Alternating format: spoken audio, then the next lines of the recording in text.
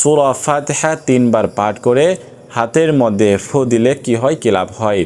আসসালামু আলাইকুম ওয়া রাহমাতুল্লাহ। সম্মানিত দর্শক, আশা করছি আল্লাহ তাআলার অশেষ রহমতে ভালো আছেন এবং সুস্থ আছেন। যে যেখান থেকে কাছে এবং দূর থেকে আমার এই ভিডিওটি দেখছেন, আপনাদেরকে জানাই আন্তরিক শুভেচ্ছা এবং অভিনন্দন।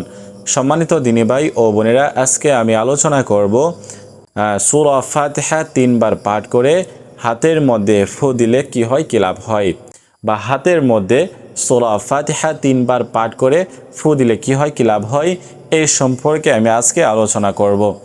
সূরা ফাতিহা আমরা কিন্তু সকলেই জানি, পারি। এই জন্য এই আমলটি কিন্তু বিশেষভাবে আপনারা শিখবেন, সকলের কাজে আসবে, সকলেই পারবেন সহজেই। তো যারা এই চ্যানেলে নতুন আসছেন, এখনও পর্যন্ত চ্যানেলটি সাবস্ক্রাইব করেন নাই, অবশ্যই এই চ্যানেলটি সাবস্ক্রাইব করে পাশে থাকবেন। এই চ্যানেলে আরও নতুন নতুন দোয়ার ভিডিও দেওয়া হবে ইনশাআল্লাহ। সম্মানিত দিনী ভাই ও বোনেরা, তো বিশেষ আমলটির সম্পর্কে আমি যেহেতু আলোচনা করতেছি, সূরা ফাতিহা আমরা কম বেশি সকলেই পারি, কিন্তু সহিহ শুদ্ধ হয়তো অনেকে পারি না। তো আসেন আমরা প্রথমে সহিহ শুদ্ধ করে নেই। আউযু বিল্লাহি মিনাশ শাইতানির রাজিম। বিসমিল্লাহির রহমানির রহিম। আলহামদুলিল্লাহি রাব্বিল আলামিন। আর রহমানির রহিম। মালিকি ইয়াউমিদ্দিন।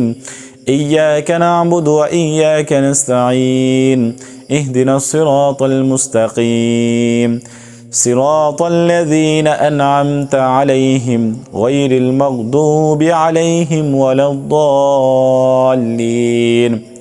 তো এরকমভাবে সূরা ফাতিহা সহিহ শুদ্ধ করে নেবেন। এখন আপনাদের কাজ হচ্ছে কি, এই আমলটি কিভাবে করবেন, কখন করবেন, যে কোনো সময় করতে পারেন। তবে আপনাকে পবিত্রতার সহিত পবিত্র স্থানে বসে প্রথমে 3 বার ইস্তিগফার পাঠ করতে হবে, আস্তাগফিরুল্লাহ আস্তাগফিরুল্লাহ আস্তাগফিরুল্লাহ। তারপর 3 বার দুরূদ শরীফ পাঠ করবেন, আল্লাহুম্মা সাল্লি আলা মুহাম্মাদ ওয়া আলা আলি মুহাম্মাদ কামা সাল্লাইতা আলা ইব্রাহিম ওয়া আলা আলি ইব্রাহিম ইন্নাকা হামিদুম মাজিদ। اللهم بارك على محمد وعلى آل محمد كما باركت على إبراهيم وعلى آل إبراهيم إنك حميد مجيد। সম্পূর্ণ দুরূদ শরীফ পাঠ করে নেবেন। তো তারপরে আপনাদেরকে সূরা ফাতিহা 3 বার পাঠ করতে হবে সহিহ শুদ্ধভাবে।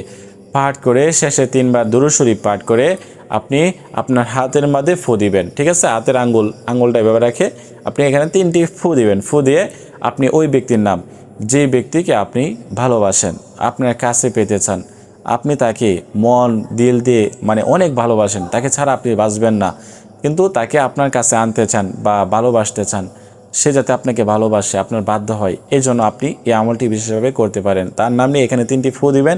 ফু দিয়ে আপনাকে আর কিছুই করতে হবে না। এ হচ্ছে আমল।